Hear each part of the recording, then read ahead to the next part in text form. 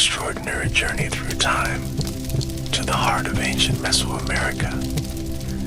Today, we will explore one of history's most remarkable civilizations, whose legacy continues to captivate our imagination.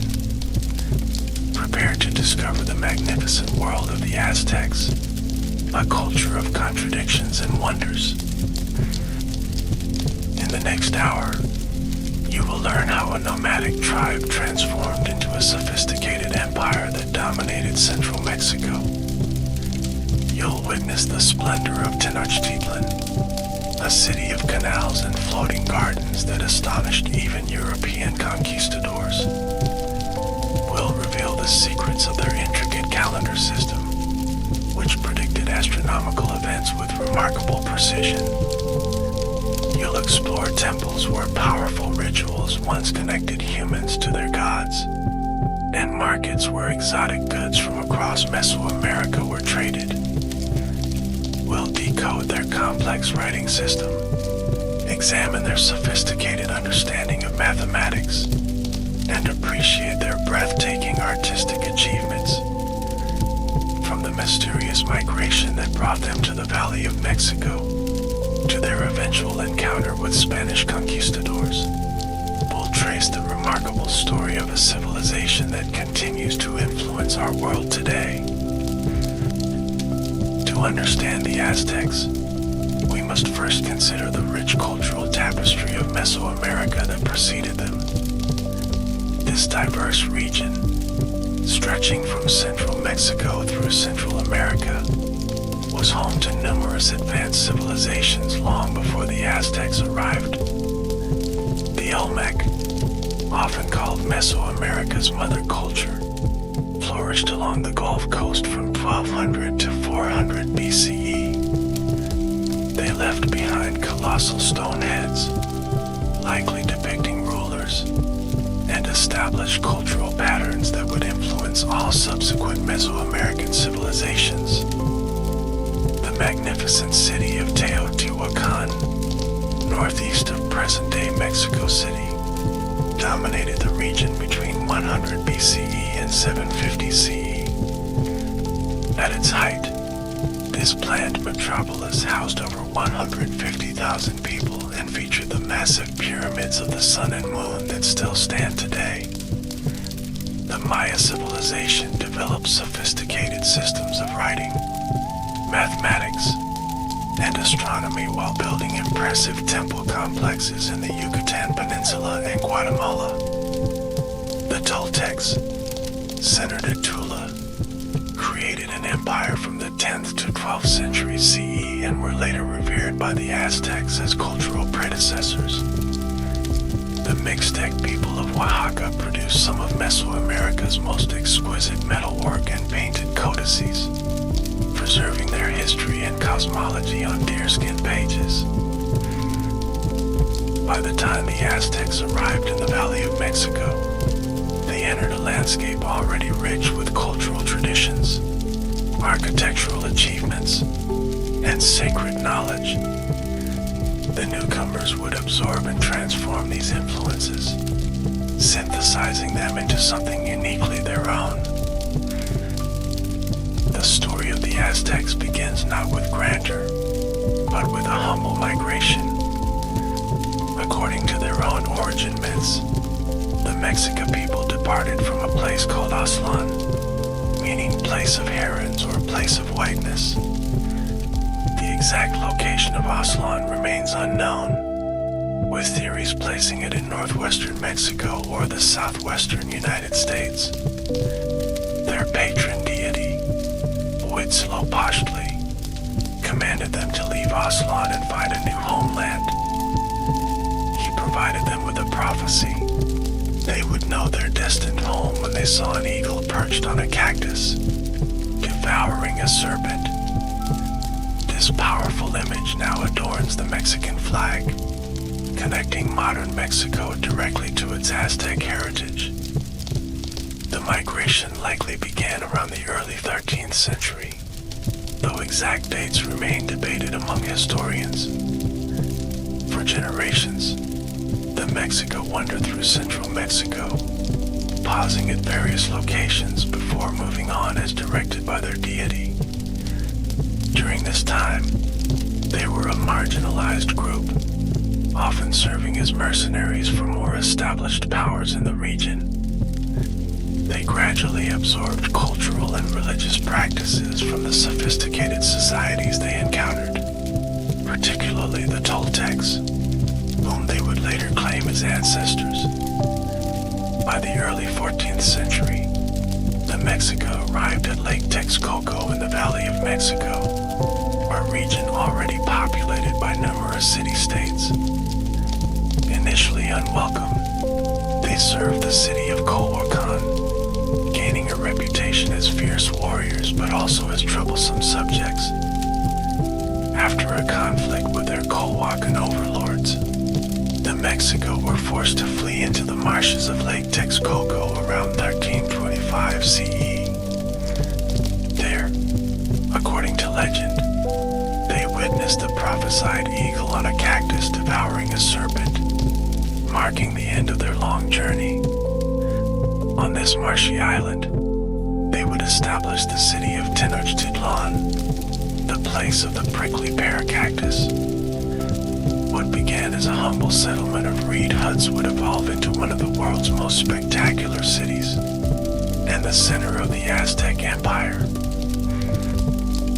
Rising from the waters of Lake Texcoco, Tenochtitlan represented one of humanity's greatest feats of urban engineering and design. Founded in 1325 CE on a marshy island, the initial settlement was modest, consisting of simple huts and a small shrine to Huitzilopochtli. Over the next 2 centuries, this humble beginning would transform into a metropolis that dazzled European conquistadors when they first beheld it in 1519. Bernal Diaz del Castillo, a Spanish soldier accompanying Hernan Cortez, wrote that Tenochtitlan appeared like an enchanted vision rising from the waters. The city's layout followed cosmic principles, with main avenues extending from the ceremonial center toward the 4 cardinal directions. At its heart stood the sacred precinct, a walled compound containing the Great Temple, or Templo Mayor, dedicated to both Huitzilopochtli and Tlaloc. This twin temple symbolized the dual concerns of Aztec religious life, warfare and agriculture, blood and water, sun and rain. The sacred precinct housed approximately 78 structures, including temples, priests' quarters, and schools for elite youth. Excavations of the Templo Mayor have revealed multiple construction phases, each new layer built atop the previous one as the empire grew in power. Beyond the sacred center lay residential districts organized by kinship groups called Calpuli, each with its own temples, schools, and communal lands. The city's most remarkable feature was perhaps its system of chinampas, or floating gardens, artificially constructed agricultural plots created by piling lake sediment onto reed frames. These highly productive gardens provided much of the city's food, with crops growing year-round in the fertile soil. 3 major causeways connected the island city to the mainland, with removable bridge sections that could be withdrawn for defense. A sophisticated aqueduct system, built during the reign of Moctezuma I, brought fresh water from springs at Chapultepec, solving the challenge of providing clean drinking water to an island city. Canals served as the city's main transportation arteries, with countless canoes carrying goods and people throughout the urban center. The marketplace at Tlatelolco, Tenochtitlan's sister city, was one of the largest in the Americas, where up to 60,000 people gathered daily to trade. Spanish accounts describe the diversity of goods available, from gold and jade to chocolate and vanilla, exotic feathers and medicinal herbs, textiles and pottery, By the early 16th century, Tenochtitlan housed between 200,000 and 400,000 people, making it one of the world's largest cities at the time, comparable to Paris or Constantinople. The city's cleanliness impressed the Spanish, with organized waste collection and street sweeping crews maintaining order. Palaces of the nobility featured gardens, aviaries, and zoos, displaying the empire's biological diversity and wealth. Moctezuma II's palace reportedly contained 100 rooms, with spaces for the royal family, government functions, and the emperor's collection of natural and artistic wonders. From their island capital, the Aztecs embarked on a remarkable journey of imperial expansion that would transform them from marginalized newcomers to the dominant power in central Mexico. Their rise began with a strategic alliance formed in 1428, known as the Triple Alliance. This coalition united Tenochtitlan with two neighboring city-states, Texcoco and Tlacopan, against their common oppressor, the city of Azcapotzalco. After defeating Azcapotzalco, the Triple Alliance began systematic campaigns of conquest throughout the Valley of Mexico and beyond. While technically a partnership, Tenochtitlan quickly became the dominant member, with Texcoco as an important cultural center and Tlacopan playing a lesser role. Under the leadership of a series of ambitious rulers, or Tlatoanis, the Aztecs expanded their territorial control through both military conquest and diplomatic maneuvering. Itzcoatl, ruling from 1428 to 1440, established the foundations of empire by consolidating control over the Valley of Mexico. His successor, Moctezuma I, who reigned from 1440 to 1469, expanded Aztec dominion to the Gulf Coast and into Oaxaca. Axayacatl, ruling from 1469 to 1481, conquered the rival market city of Tlatelolco and campaigned as far west as Michoacan. By the time of Moctezuma II, who assumed power in 1502, the empire encompassed much of central and southern Mexico, from coast to coast. At its height, the Aztec Empire controlled approximately 80,000 square miles and ruled over 5 to 6 million people from diverse ethnic and linguistic groups. Unlike some imperial systems, the Aztecs generally allowed conquered territories to maintain their local rulers and customs, as long as they paid tribute and acknowledged Aztec supremacy. This approach created an empire of indirect rule, where conquered peoples remained largely self-governing but were required to send regular payments to Tenochtitlan. Imperial expansion was driven by multiple motivations, including economic needs, religious imperatives, and the requirement for war captives to serve as sacrificial offerings.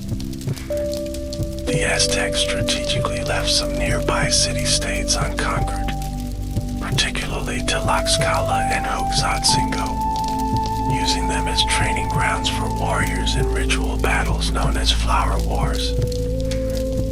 These controlled conflicts provided young Aztec warriors with combat experience and generated a supply of captives for religious ceremonies. The empire was not without resistance and rebellion, with some regions requiring repeated reconquest. Maintaining control over distant provinces required both military garrisons and an efficient network of messengers who could rapidly communicate between the capital and the empire's frontiers. Professional merchants known as Pochteka often served as imperial agents, gathering intelligence in regions beyond Aztec control. By the early 16th century, the The Aztec Empire had reached natural limits to its expansion, confronting ecological boundaries and increasingly organized resistance from unconquered peoples. The imperial system faced internal tensions as well, including resentment from subject peoples that would later become strategically important during the Spanish conquest. The Aztec political system combined elements of monarchy, aristocracy, and meritocracy in a complex structure that supported one of Mesoamerica's most powerful states. At the apex of this system stood the Tlatoani, often translated as speaker or emperor, who wielded supreme authority over the empire. Unlike European monarchies with strict hereditary succession, the Aztec Tlatoani was chosen from among the male members of the royal family by a council of nobles and high priests. Military prowess, religious knowledge, and leadership abilities were considered essential qualities for the ruler. Once selected, the Tlatoani underwent elaborate coronation ceremonies that confirmed his divine right to rule as the earthly representative of Huitzilopochtli. The ruler lived in elaborate palaces, followed strict protocols governing his public appearances, and was addressed with specialized honorific language. Beneath the Tlatoani was the Siwakotl or Snake Woman, a title held by the emperor's chief advisor who managed domestic affairs and could act as regent in the ruler's absence. This division created a form of dual leadership, with the Tlatoani focusing on warfare, foreign relations, and religious matters, while the Siwakotl handled internal administration. The Tlatocan, a council of high-ranking nobles and military leaders, advised the ruler on matters of state and helped implement imperial policies. Council members generally came from the Pipeltin class, the hereditary nobility whose status derived from birth and kinship with the royal lineage. However, the Aztec system allowed for social mobility through military achievement, with commoners who distinguished themselves in battle able to join the ranks of the Tetakutan, or lords. These military nobles received lands, titles, and the right to wear certain prestigious garments and ornaments as rewards for their service. At the local level, Aztec society was organized into Calpuli, territorial divisions that functioned as both administrative units and kinship groups.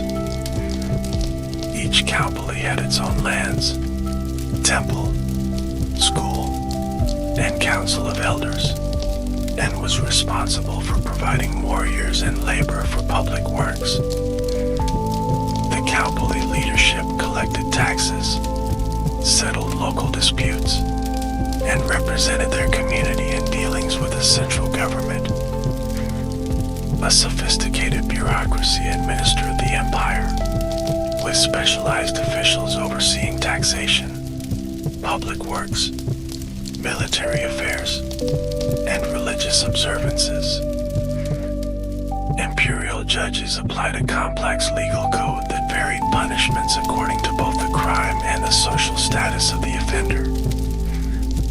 For conquered territories, the Aztecs typically installed military governors called Quapuli to oversee tribute collection and maintain political control. This administrative framework, while maintaining local governance structures, ensured the flow of goods and resources from subject peoples to the imperial center. The empire's political cohesion was reinforced through strategic marriages between the Aztec nobility and the ruling families of allied or conquered states. Public rituals and ceremonies, often coinciding with major religious festivals, served to display imperial power and reinforce social hierarchies. The Tlatoani's periodic public appearances, adorned in regalia symbolizing his divine authority, reinforced the sacred nature of Aztec political power. Aztec society functioned as a complex hierarchical system, with clearly defined social classes and rules governing behavior, appearance, and opportunities. At the broadest level, society was divided between the Pi-Piltin, or nobility, and the Macawalton, or commoners, with distinct rights and obligations for each group. The Pi-Piltin claimed descent from the founding ancestors of the Mexica people and maintained their status through strict rules of marriage and inheritance. Noble status conveyed significant privileges, including exemption from tribute payment, the right to own land privately, and permission to wear elaborate clothing and jewelry forbidden to commoners.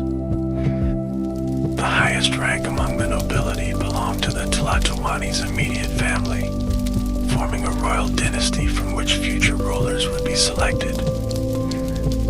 Noble children received specialized education in the Kamikak, schools attached to major temples where they studied history, religious rituals, astronomy, poetry, and the art of governance. The Macawalton, representing the majority of the population, were free commoners who worked as farmers, artisans, or laborers. These commoners lived in simple adobe or reed houses, wore plain clothing made of maguey fiber rather than cotton, and were forbidden from using luxury goods reserved for the elite. Most Macawalton children attended the Talpochkali, or House of Youth, where they received basic education focused on practical skills, civic duties, and military training. Despite these limitations, commoners could achieve upward mobility through military prowess, with successful warriors earning the right to wear distinctive insignia, receive land grants, and join military orders. A distinct middle group emerged in Aztec society, the Pochteca, or long-distance merchants, who occupied a unique position between the noble and commoner classes. These traders conducted commerce throughout Mesoamerica, dealing in luxury goods like jade, gold, exotic feathers, and cacao, while often serving as spies for the empire in foreign territories. Wealthy Pochteca could display their prosperity within their own neighborhoods and ceremonies, but were expected to show humility in public to avoid offending the hereditary nobility. They maintained their own temples, deities, and schools, creating a distinct subculture within Aztec society. Specialized artisans formed another important social category, with highly skilled craftspeople like featherworkers, goldsmiths, and sculptors enjoying enhanced status due to their valuable skills. At the bottom of the social hierarchy were the Mayak, landless laborers bound to work on the estates of nobles, and the Tlacotin, or enslaved people. Unlike European chattel slavery, Aztec slavery was not hereditary and often temporary, with individuals entering this status due to criminal convictions, gambling debts, or voluntary self-sale during times of economic hardship. Enslaved persons maintained certain rights, could own property, marry, and potentially purchase their freedom. Religious specialists, including high priests, diviners, and healers, formed a distinct and respected category that crossed class boundaries.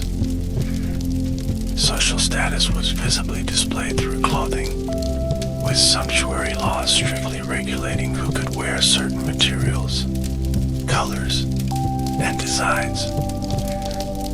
Cotton garments, for example, were generally reserved for the nobility, while commoners wore rougher fabrics made from maguey fibers. Similarly, jewelry made of gold, jade, and other precious materials indicated elite status, with specific ornaments reserved for particular ranks and achievements. Despite its hierarchical nature, the Aztec social system incorporated mechanisms for limited mobility based on individual merit, particularly in the realms of warfare, commerce, and craftsmanship. The Aztec Empire operated a sophisticated economic system that combined market exchange, tribute collection, and state redistribution to support its urban centers and military expansion. At the foundation of their economy was intensive agriculture, with the Chinempa system representing one of the world's most productive farming methods. These floating gardens, created by piling lake sediment and vegetation onto reed frames, provided year-round cultivation with yields sufficient to support the dense urban population of Tenochtitlan. Farmers grew maize, beans, squash, chili peppers, tomatoes, and numerous other crops, creating a nutritionally diverse diet. The empire's expanding territory encompassed multiple ecological zones, providing access to a wide range of agricultural products, from highland grains to tropical fruits. Trade flourished through a network of regional and local markets, with the grand marketplace at Chalatalocos serving as the commercial heart of the empire. Spanish chroniclers reported that up to 60,000 people gathered daily at this vast market, where specialized sections offered everything from precious metals to live animals, textiles, pottery, and prepared foods. Market activity was regulated by officials who ensured fair pricing, standardized measurements, and resolved disputes between traders. Without large domesticated animals or wheeled vehicles, trade relied on human porters called tlamim who transported goods along an extensive network of roads connecting the empire's provinces. Water transport was equally important, with countless canoes carrying products across Lake Texcoco and along navigable rivers.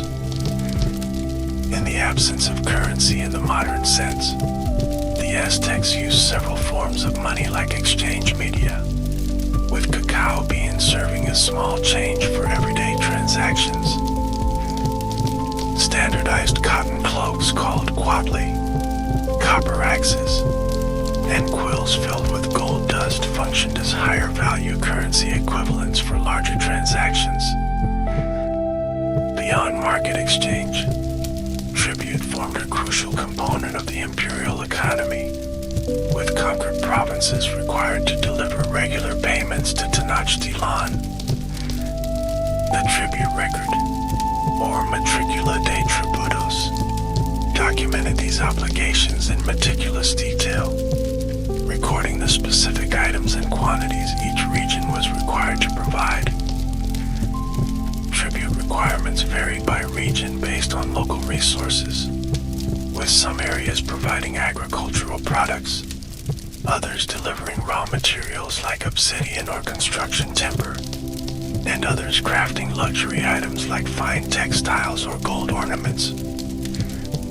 Specialist imperial tax collectors called cowpicks oversaw this system, ensuring timely delivery and maintaining detailed records. The volume of goods flowing into Tenochtitlan through tribute was enormous, with annual deliveries including millions of cotton cloaks, thousands of bushels of maize, and vast quantities of luxury items. This influx of resources supported the imperial bureaucracy, military campaigns, religious ceremonies, and the lavish lifestyle of the nobility. Land ownership took several forms, including including Cowpoli lands held communally by kinship groups, noble estates, palace lands supporting the royal household, and temple lands financing religious activities. Commoners typically received usufruct rights to Cowpoli land, allowing them to farm it and pass those rights to their children, but not to sell or transfer it outside the community. Specialized craft production organized into guild-like structures created high-quality goods, with certain neighborhoods or towns developing reputations for particular crafts. Artisans in Tenochtitlan's Amantla district, for example, specialized in featherwork, creating breathtaking mosaics from brilliantly colored plumes. The imperial economy was vulnerable to ecological challenges, particularly drought, with severe food shortages recorded during the reigns of Moctezuma I and Ahuitzot. State granaries served as buffers against these crises, storing surplus food that could be distributed during times of scarcity. The Aztec understanding of the cosmos represented one of Mesoamerica's most complex and sophisticated worldviews, shaping every aspect of their civilization. At its foundation lay the concept of a universe in delicate balance, requiring constant human intervention through ritual and sacrifice to maintain cosmic order. The Aztecs envisioned the world as having been created and destroyed multiple times, with their own era representing the fifth sun or fifth creation. According to their creation myths, the gods had sacrificed themselves at Teotihuacan to create the current sun, establishing a sacred debt that humans must repay through their own sacrifices. This fifth sun, called Naui Olan or Four Movement, was believed to be inherently unstable and destined for eventual destruction by catastrophic earthquakes. The spatial structure of the cosmos included 13 celestial layers above and 9 underworld levels below the earthly plane. Each level housed different deities and supernatural forces, with the highest heavens containing the creative divine couple Ometeo, and the lowest underworld housing Miklon, the realm of the dead. The earthly plane itself was conceived as a flat disk divided into 4 quarters, each associated with a cardinal direction, specific colors, and patron deities. East was associated with fertility, light, and the color red. North with death, cold, and black. West with the female principle, decline, and white. South with growth, warmth, and blue. At the center point where these directions converge stood the fifth direction, representing balance and stability, associated with green and symbolized by trees connecting the cosmic levels. Tenochtitlan was deliberately positioned as this cosmic center, with its main ceremonial precinct designed to reflect celestial patterns. The Templo Mayor itself embodied cosmic duality, with its twin shrines to Huitzilopochtli and Tlaloc representing complementary forces of sun and rain, warfare and agriculture, sky and earth.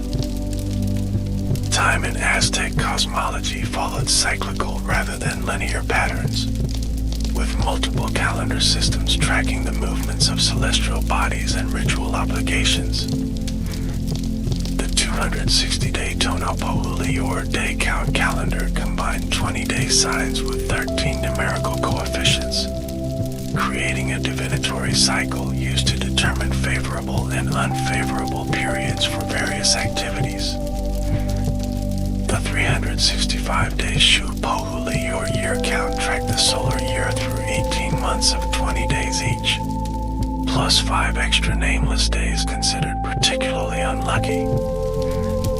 These These calendars interlock to form the larger 52-year cycle called the Shumopili or year bundle, at the end of which the Aztecs performed the dramatic new fire ceremony to ensure the sun would rise again. During this ceremony, all fires throughout the empire were extinguished, household items were destroyed, and people waited in darkness and fear to see if the world would continue. When priests successfully ignited a new flame on the chest of a sacrificial victim, runners carried this sacred fire to relight hearths throughout the empire, symbolizing cosmic renewal. The Aztec concept of Tio described the animating sacred energy present in all things, a force both creative and destructive, that flowed through the entire cosmos. This worldview did not separate the natural from the supernatural, or the physical from the spiritual, but saw all phenomena as manifestations of the same underlying sacred reality. Mountains, springs, unusual rock formations, and ancient ruins were considered places where this divine energy concentrated, forming sacred landscapes that required proper ritual attention. Human beings were understood not as separate from this cosmic system, but as active participants responsible for maintaining universal harmony through proper behavior and ritual action. The Aztec pantheon comprised a vast array of deities, reflecting the complexity of their cosmological understanding and the diverse cultural influences they had absorbed. Rather than a strict hierarchy, Aztec gods represented different aspects of cosmic forces, often with overlapping domains and multiple manifestations. At the conceptual origin stood Ometeotl, the dual divinity combining male and female principles, who dwelled in the highest heaven and from whom all other gods descended. This primordial deity represented the fundamental duality and unity of the cosmos, but was considered too remote for direct worship, rarely featuring in public ceremonies. Among the most important gods was Huitzilopochtli, the Aztec tribal deity and patron of Tenochtitlan, who embodied the sun in its full midday strength. His myth recounts a miraculous birth fully armed from his mother Coatlicue, after which he immediately defeated his sister Coyolxauhqui and 400 brothers who had plotted to kill their mother. This cosmic battle was recreated in the architecture of the Templo Mayor, where a massive stone disc depicting the dismembered Coyolxauhqui lay at the base of Huitzilopochtli's shrine. As a solar deity, the Huitzilopochtli required regular nourishment in the form of sacrificial blood to maintain the strength needed for his daily journey across the sky. Equally important was Tlaloc, the ancient rain deity whose worship predated the Aztecs in central Mexico by more than a millennium. Recognizable by his goggle-like eyes and fanged mouth, Tlaloc controlled not only life-giving rains but also destructive storms, hail, and lightning. His mountain abode, Tlalocan, served as an afterlife destination for those who died in water-related circumstances, conceived as a paradise of eternal springtime and abundant crops. Quetzalcoatl, the feathered serpent, embodied the creative force of wind and wisdom, associated with learning, arts, and the priesthood. His complex mythology includes creating humanity from bones retrieved from the underworld, inventing the calendar and writing, and departing eastward across the sea with a promise to return.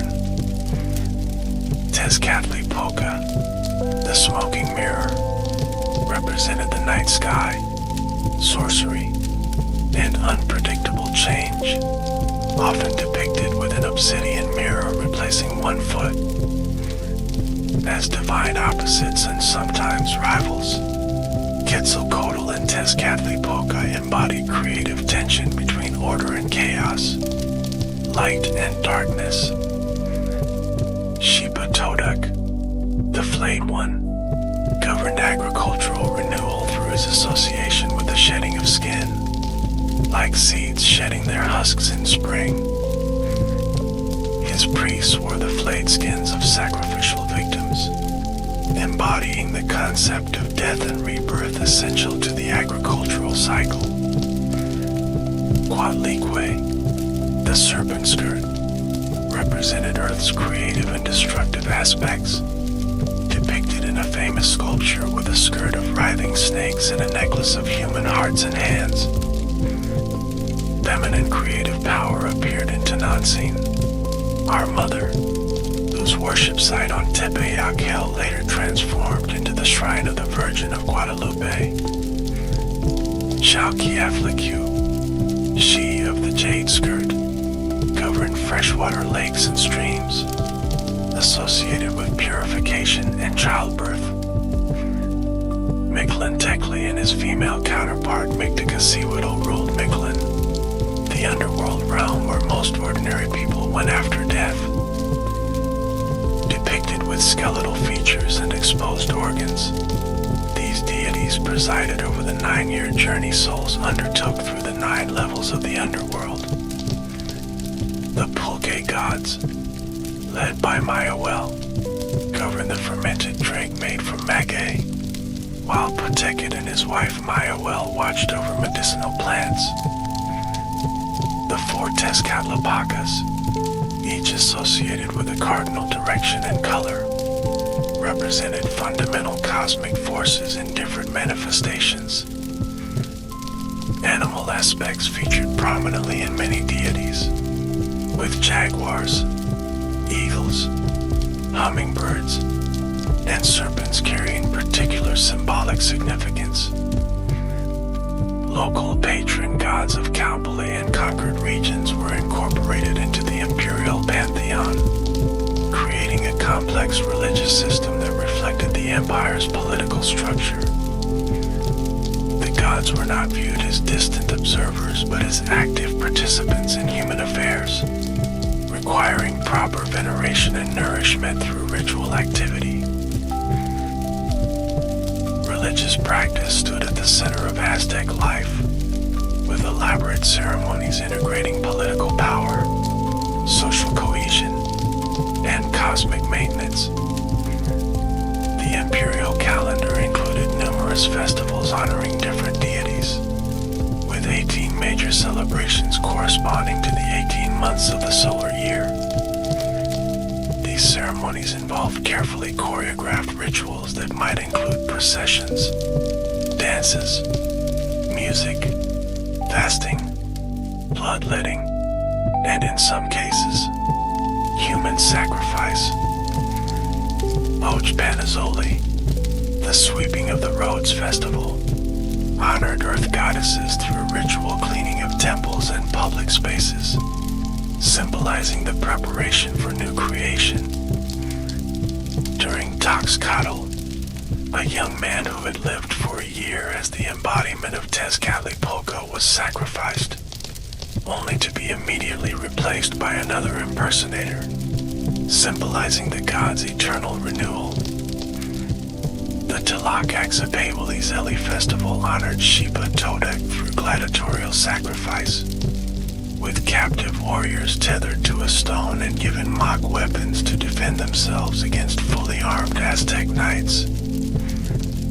Religious specialists included high priests who directed major ceremonies, diviners who interpreted omens, healers who used herbal medicine and spiritual techniques, and temple attendants who maintained sacred fires.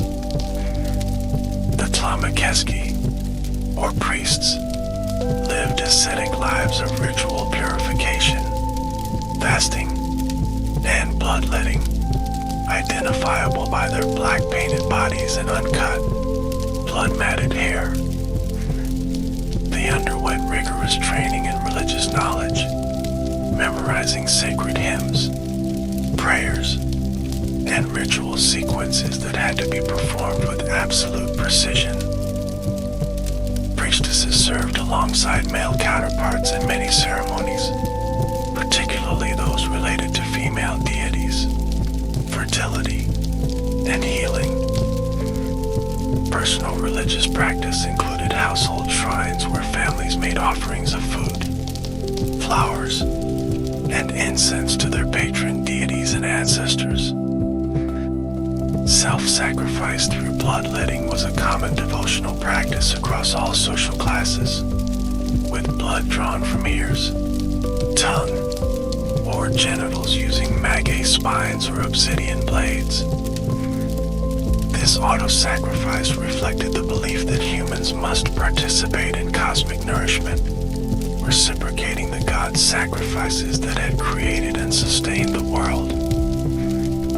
Incense made from copal resin created sacred smoke that carried prayers upward to the gods, while also serving practical purposes of purification and masking odors during ceremonies.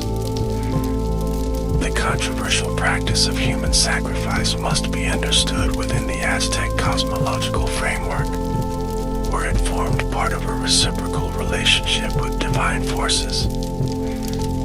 The Aztecs believed that the gods had sacrificed themselves to create the world and humanity, establishing a sacred debt that required human participation in ongoing cosmic renewal.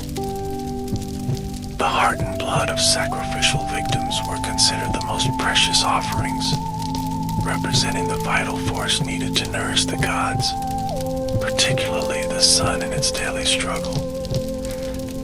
While Spanish accounts likely exaggerated the numbers for political purposes, archaeological evidence confirms that human sacrifice was practiced, particularly during periods of environmental stress or political need.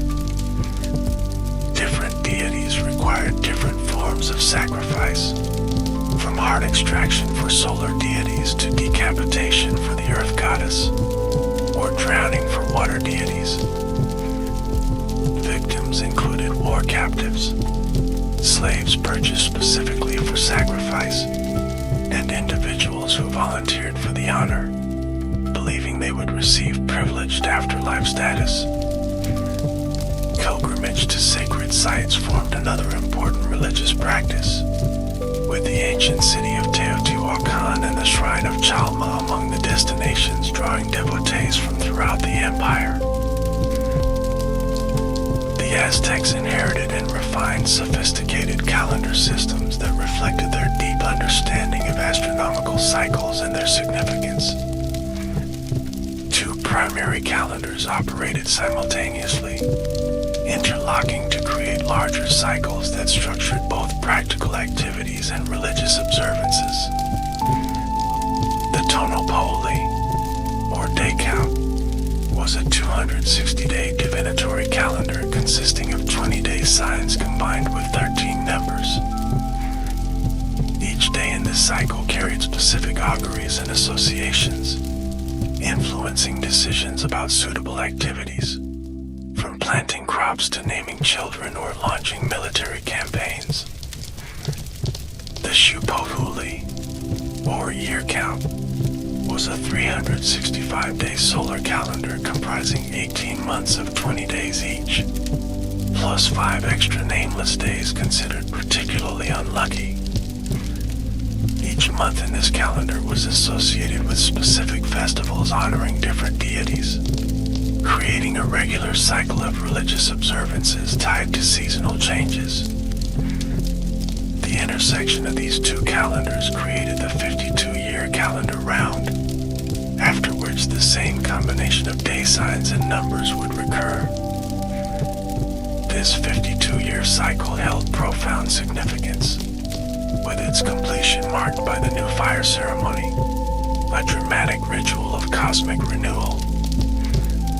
For longer time periods, the Aztecs used the long count system inherited from earlier Mesoamerican cultures, capable of tracking thousands of years. The position of celestial bodies held great importance, with the movements of Venus particularly significant for timing warfare and other state activities.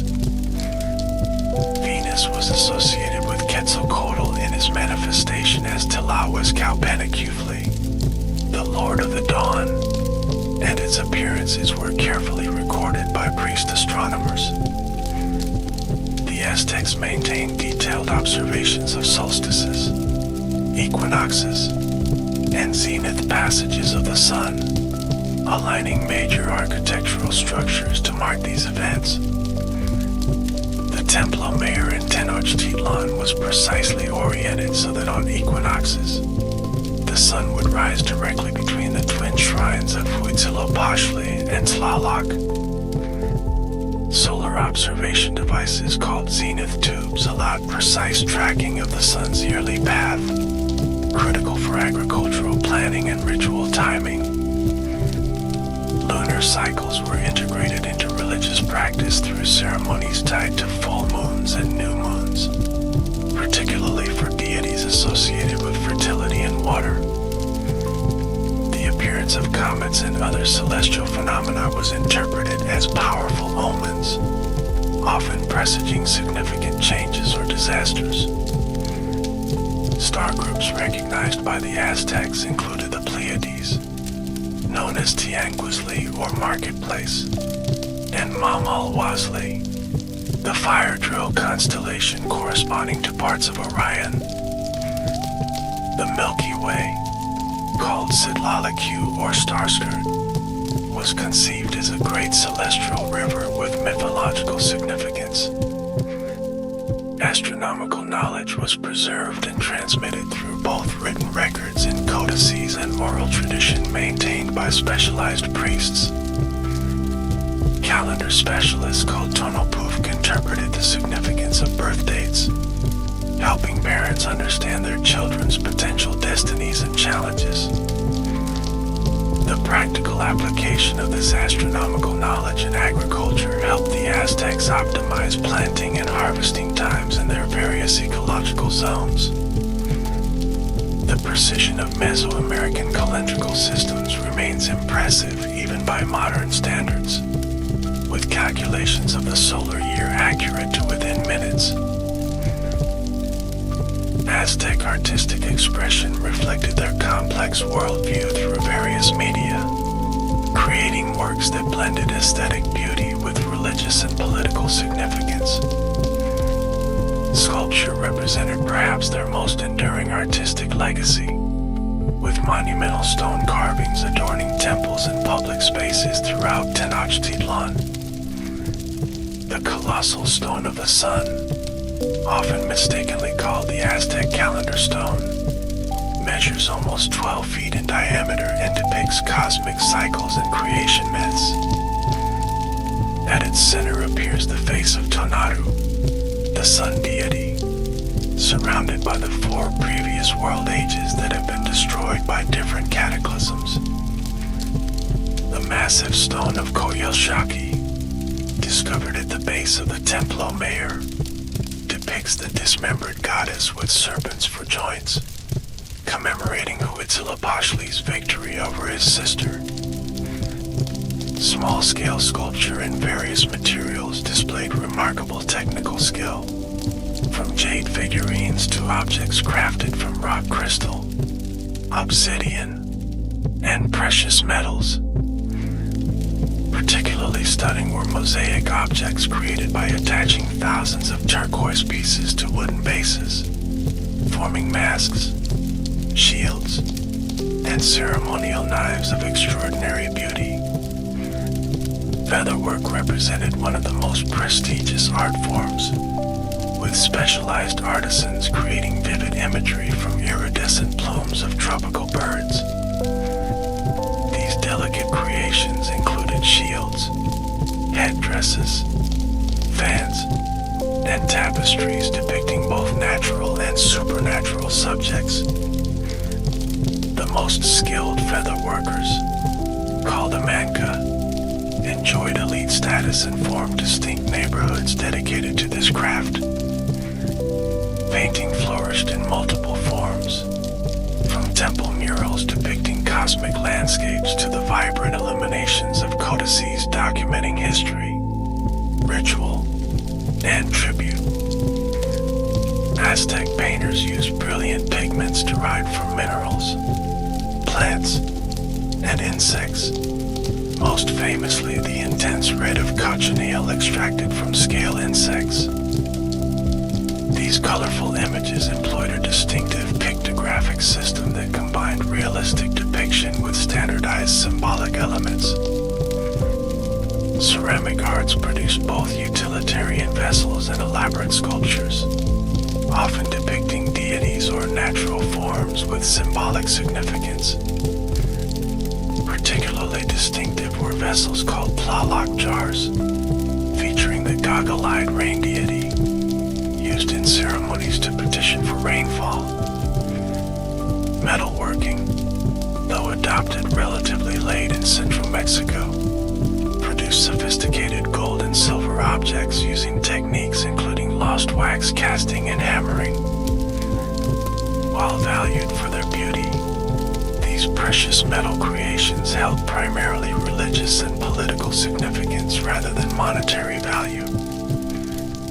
Textiles represented another significant art form, with cotton and maguey fibers woven into clothing and tapestries that indicated social status through their designs. Elite garments featured complex patterns and symbols that communicated the wearer's rank, achievements, and affiliations.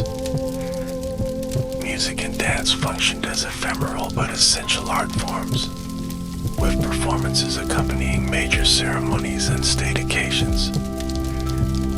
Instruments included various drums, flutes, whistles, and rattles, creating sonic landscapes that enhanced ritual experiences.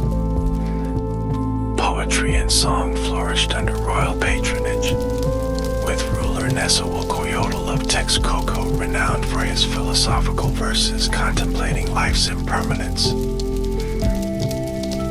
Aztec architecture expressed their cosmological vision through monumental structures that harmonized practical functions with symbolic meanings.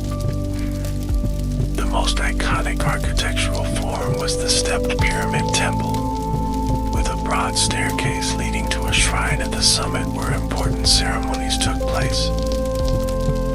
The Templo Mayor in Tenochtitlan exemplified this form, rising approximately 90 feet above the city, with twin temples at its summit dedicated to Huitzilopochtli and Tlaloc.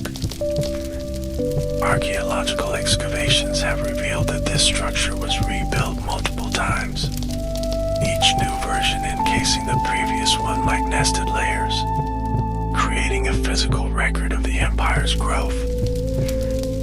The temple's orientation aligned precisely with celestial events, while its dual shrines represented the balanced cosmic forces of water and sunlight essential for agricultural prosperity. Surrounding the Templo Mayor, the sacred precinct contained approximately 78 structures, including specialized temples, priests' quarters, schools, and ritual ball courts. The Tsumpatli or skull rack displayed the cleaned crania of sacrificial victims, serving as a powerful visual reminder of the empire's religious practices and military might. Royal palaces combined residential quarters with spaces for administrative functions, council meetings, and the display of tribute items. Moctezuma II's palace reportedly contained 100 rooms arranged around multiple courtyards, with areas designated for the royal family, government officials, visiting dignitaries, and servants. Palace gardens showcased botanical knowledge through collections of medicinal plants, aromatic herbs, and flowering species gathered from throughout the empire. Urban planning in Tenochtitlan reflected both practical considerations and cosmological principles, with the city divided into 4 main quarters radiating from the ceremonial center. The city's grid pattern followed cardinal directions, with major causeways extending north, south, east, and west from the central precinct, physically embodying the cosmic model. Causeways connecting the island city to the mainland served as both transportation arteries and flood control mechanisms, with openings that could be bridged or closed as needed. The aqueduct system bringing fresh water from Chapultepec Springs represented a major engineering achievement, consisting of parallel channels allowing one to be cleaned while the other remained in service. Chinampas, or floating gardens, represented an architectural innovation blending agriculture with land reclamation, creating productive farmland from lake shallows. These artificial islands were anchored by willows planted along their perimeters, whose roots stabilized the structure while providing shade and windbreaks. Residential architecture varied by social class, with elite homes constructed of stone and stucco around private courtyards, while commoner dwellings typically used adobe brick with reed roofing. The Kamikak, or schools for noble youth, featured dormitories, instructional spaces, and ritual areas where students learned religious knowledge and leadership skills. Market architecture included designated areas for different product categories, administrative buildings for market officials, and spaces for merchants from distant regions. Defensive architecture became increasingly important as the empire expanded, with fortifications protecting border settlements and strategic locations. Building materials varied by region and structure type, but commonly included Tezental, a lightweight volcanic stone, limestone, and various forms of concrete and stucco. Education held central importance in Aztec society, with a structured system that trained young people according to their social status and future roles. At around age 15, all children entered formal schooling in one of two main types of institutions, determined primarily by social class. Noble children typically attended the Kamikak, schools attached to major temples where they received instruction in religion, history, rhetoric, astronomy, poetry, and leadership. These elite institutions prepared students for roles as priests, government officials, judges, military commanders, or tribute collectors.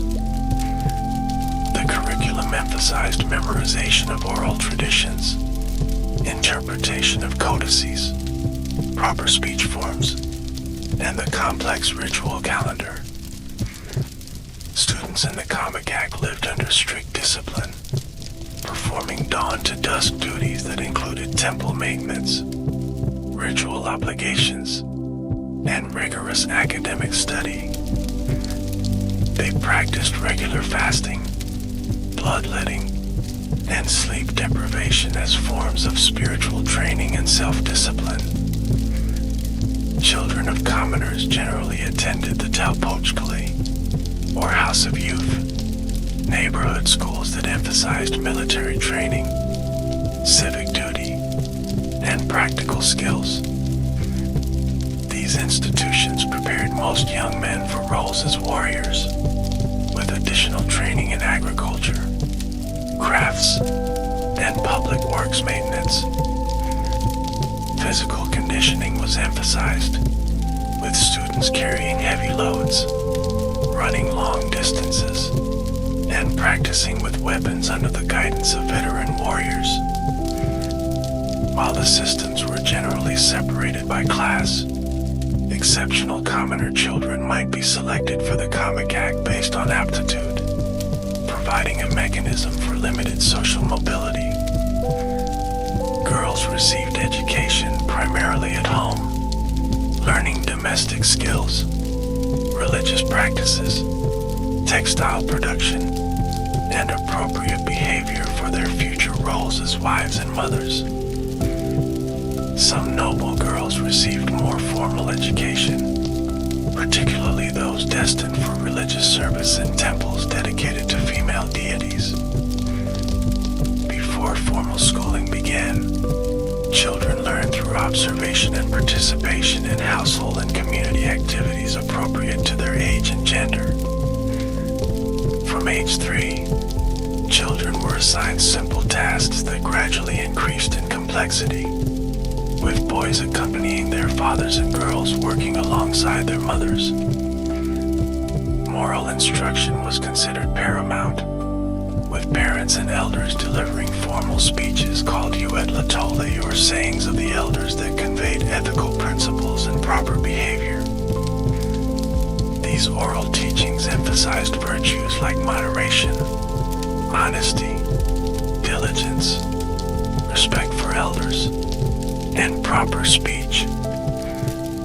Discipline could be severe by modern standards, with punishments including exposure to smoke from burning chili peppers, being pricked with maguey thorns, or being forced to sleep on the cold ground.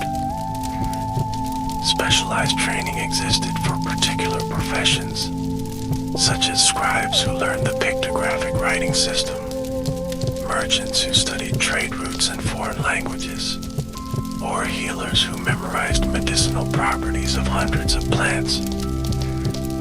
The Kiwakakali, or House of Song, provided instruction in music, dance, and poetry for selected youth, preserving cultural traditions and preparing performers for religious ceremonies.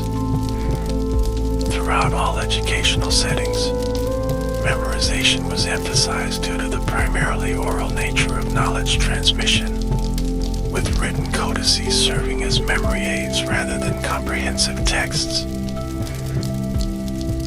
Warfare held profound importance in Aztec society, functioning not only as a means of territorial expansion but also as a religious obligation and source of social prestige. The cosmic worldview positioned combat as participation in the eternal struggle between light and darkness, with warriors helping to nourish the sun god Huitzilopochtli through the capture of sacrificial victims. Military service was virtually universal for men, with boys beginning training in early adolescence and continuing to serve in campaigns throughout adulthood. The Aztec military was organized into units based on experience and achievement, with elite warriors distinguished by special insignia and privileges. The most prestigious military orders were the Eagle and Jaguar warriors, elite fighters who wore elaborate costumes emulating their namesake animals. These elite units received specialized training, occupied dedicated quarters within the sacred precinct, and enjoyed significant social privileges. The highest military rank, attainable only by princes and the highest nobility, was the autumn idol, who led major campaigns and advised the ruler on military strategy. Standard military units were organized by Kaupuli, with each neighborhood providing a company of around 400 men led by a local war leader. These units trained together, fostering strong bonds that enhanced battlefield coordination and morale. Aztec weapons included the maquahuitl, a wooden sword edged with razor-sharp obsidian blades capable of inflicting devastating wounds. Ranged weapons featured prominently, including atlatmals or spear throwers that could launch darts with tremendous force, and bows and arrows for longer distance engagement. Defensive equipment included quilted cotton armor called ichkahuipili, which was soaked in brine to increase its protective qualities, and shields made of wood covered with leather or decorated with feathers. Elite warriors might have access to helmets carved from wood and animal forms, while the highest-ranking fighters wore more elaborate armor decorated with precious materials. Aztec military strategy emphasized encirclement tactics, ambush, and psychological warfare, with battle beginning with intimidating displays of regalia and war cries. Unlike European warfare aimed at killing enemies, Aztec combat prioritized capturing opponents alive for later sacrifice, though lethal force was certainly used when necessary. This preference for capture over killing influenced both weapons design and fighting techniques, with certain units specialized in subduing and binding enemy warriors. A warrior's status was measured primarily by the number and rank of captives taken, with the first capture earning the title Tlamani or Captor and subsequent achievements bringing greater honors. The Xochitl or Flower War was a specialized form of combat arranged between the Aztec Empire and certain neighbors, particularly Tlaxcala and Huaxtzinco. These ritualized conflicts provided training opportunities for younger warriors, maintained military readiness, and generated a steady supply of sacrificial captives without full-scale warfare. Military campaigns typically began with diplomatic exchanges, giving the target community an opportunity to submit peacefully and agree to tribute demands. If resistance was chosen, full mobilization followed, with warriors gathering under their unit banners and marching along established routes toward the target region. Daily life for the Aztec people varied considerably depending on social status, occupation, and whether one lived in urban Tenochtitlan or smaller provincial communities. For most commoners, the day began before dawn with prayers and offerings to the rising sun, followed by a simple breakfast of tortillas, beans, and chili. Men typically departed for their daily work in the fields, markets, or workshops, while women managed household activities including food preparation, child rearing, and textile production. Housing for commoners generally consisted of single-story adobe or reed structures built around small courtyards where many domestic activities took place. These modest homes typically contained minimal furniture, with reed mats used for sleeping and eating, and household items stored in ceramic vessels or baskets. Personal hygiene was highly valued, with daily bathing common practice in rivers, lakes, or the Temescali, a sweat bath similar to a sauna used for both cleansing and ritual purification. The main meal of the day was eaten in the afternoon when family members returned home, featuring more substantial fare including meat for those who could afford it. Maize formed the foundation of the diet, prepared in numerous ways including tortillas, tamales, and atole, a warm gruel often flavored with chili, honey, or fruit. Other dietary staples included beans, squash, amaranth, chia, tomatoes, and various fruits like avocado and mamey.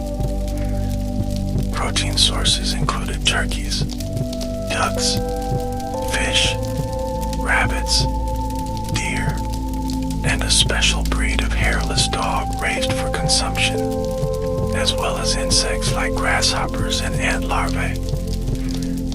Chocolate, prepared as a frothy drink flavored with chili and other spices, was primarily consumed by the elite and used in religious ceremonies. Pulque, a mildly alcoholic beverage made from fermented maguey sap, was consumed at ceremonies and celebrations, though public drunkenness was severely punished.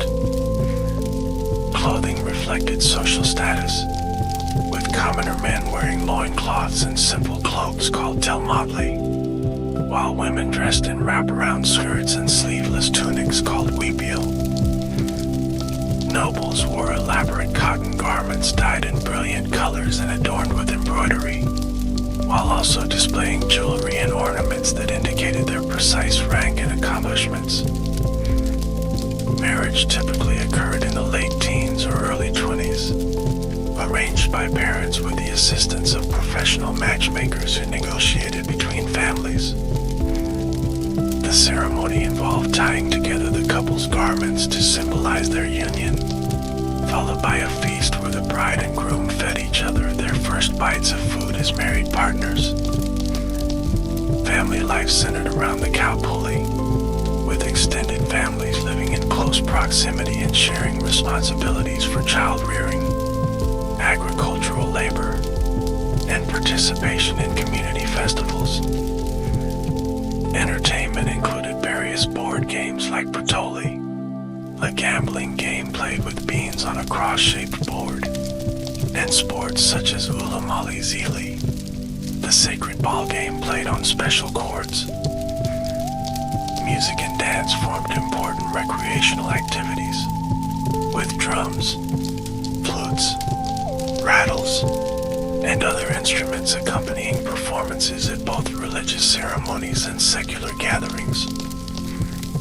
Markets served as centers of social interaction as well as commerce, with people gathering to exchange news, arrange marriages, and witness public announcements and punishments. Religious observances punctuated daily life, with household rituals performed at small shrines and participation in larger community ceremonies according to the ritual calendar.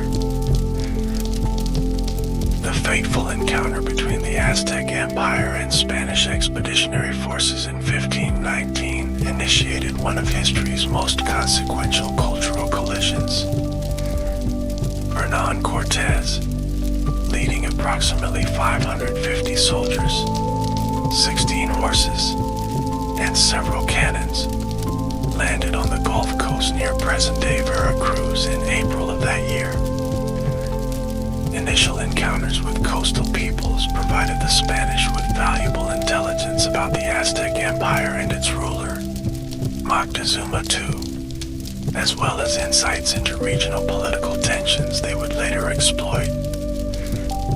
Critically important to the Spanish campaign was Malintzin, also known as La Malinche or Doña Marina, a woman gifted to Cortés who served as translator and cultural interpreter. Her linguistic abilities, bridging Nahuatl, Maya, and eventually Spanish, facilitated communication that would have been impossible without her mediation.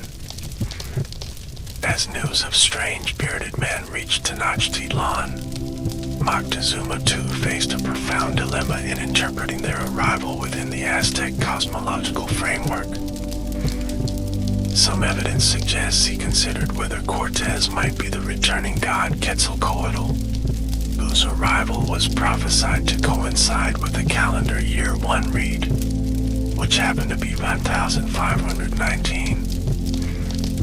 The emperor sent emissaries bearing magnificent gifts of gold, featherwork, and other treasures, perhaps hoping to determine the visitors' intentions or to impress them with Aztec wealth and power.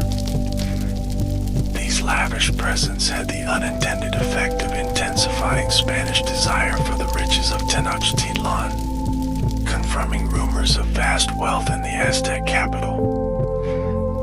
Cortés demonstrated remarkable political acumen, forging alliances with groups resentful of Aztec rule, particularly the Tlaxcalans who had maintained independence despite being surrounded by imperial territory.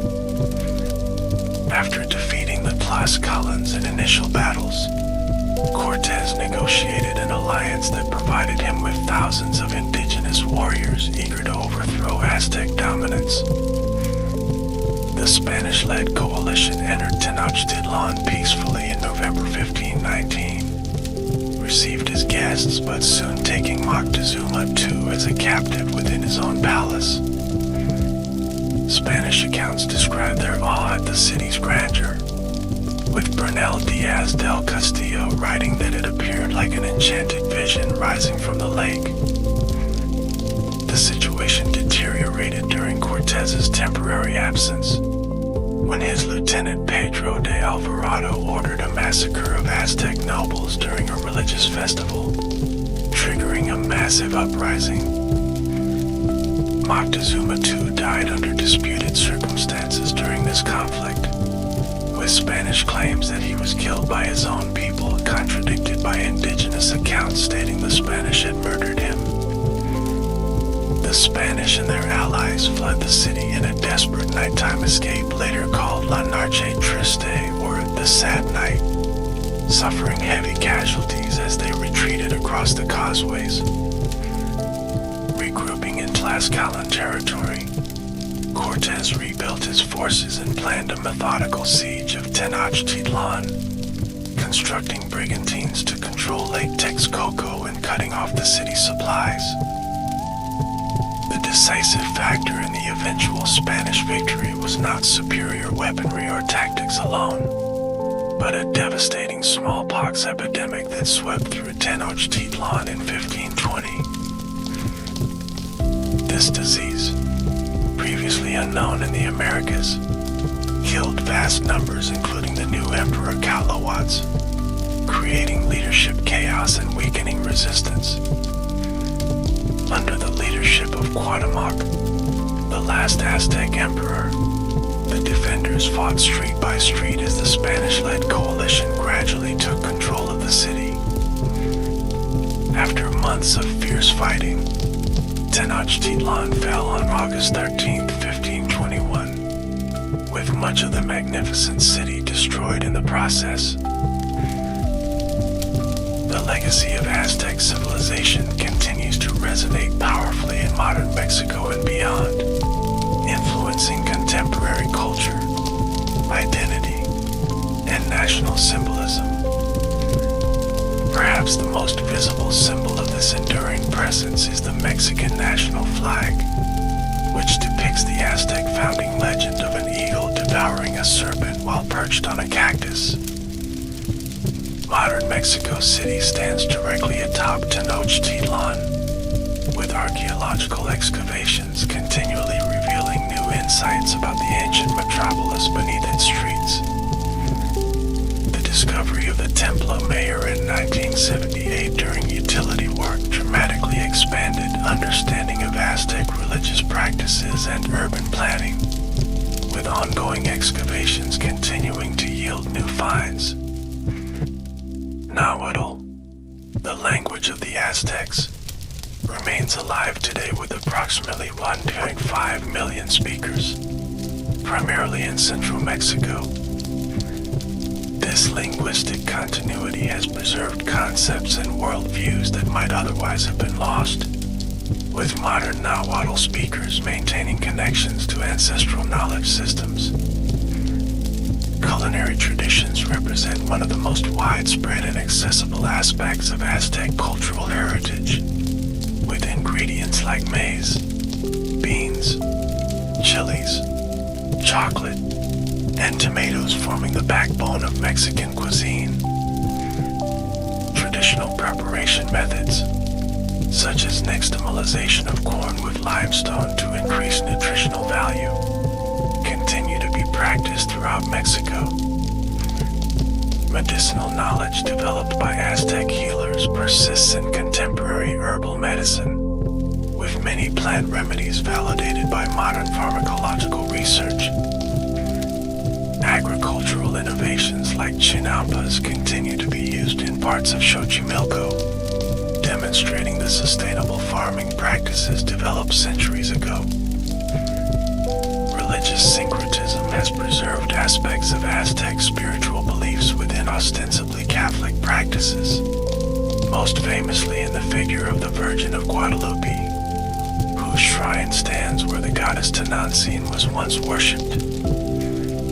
Day of the Dead celebrations show clear connections to Aztec concepts about the afterlife and the cyclical nature of existence, blending pre-Hispanic and Catholic elements. In the arts, the Aztec aesthetic has inspired generations of Mexican painters, sculptors, and architects, with muralists like Diego Rivera explicitly incorporating indigenous imagery and themes. The Mexican movement and other indigenous revival efforts seek to reclaim and celebrate Aztec cultural practices, from dance and music to spiritual ceremonies. Academic research continues to yield new insights through interdisciplinary approaches combining archaeology, anthropology, linguistics, and the study of surviving codices. Digital reconstructions of Tenochtitlan allow contemporary people to visualize the splendor of the Aztec capital, while museums throughout Mexico and internationally preserve and display artifacts.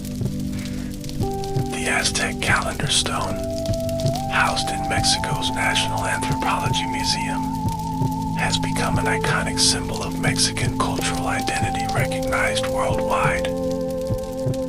Contemporary scholarship increasingly incorporates indigenous perspectives, moving beyond colonial narratives to develop more nuanced understanding of Aztec history and culture. Environmental knowledge embedded in Aztec agricultural practices and botanical understanding offers valuable insights for modern sustainability challenges. The complex legacy of the empire includes recognition of both remarkable achievements and controversial practices, prompting ongoing dialogue about how to interpret this multifaceted civilization. As our journey through the world of the Aztecs comes to a close, we are left with the image of a civilization of remarkable contradictions and achievements. From humble beginnings as nomadic outsiders, they created an empire that transformed the cultural landscape of Mesoamerica. Their engineering prowess produced floating gardens that fed hundreds of thousands, and a capital city whose grandeur astonished European conquistadors. Their artistic vision crafted objects of breathtaking beauty, from delicate feather mosaics to monumental stone sculptures that continue to inspire wonder. Their intellectual achievements included sophisticated calendrical systems, botanical knowledge, and educational practices that preserved and transmitted cultural wisdom. Yet this was also a society built on military conquest, with religious practices that included human sacrifice, creating a complex historical legacy that defies simple judgment. When we examine the Aztec civilization, we confront fundamental questions about power, religion, social organization, and the human capacity for both creation and destruction. Their sudden fall to Spanish conquest and disease represents one of history's most dramatic cultural ruptures, yet their influence persists in countless aspects of modern Mexican identity.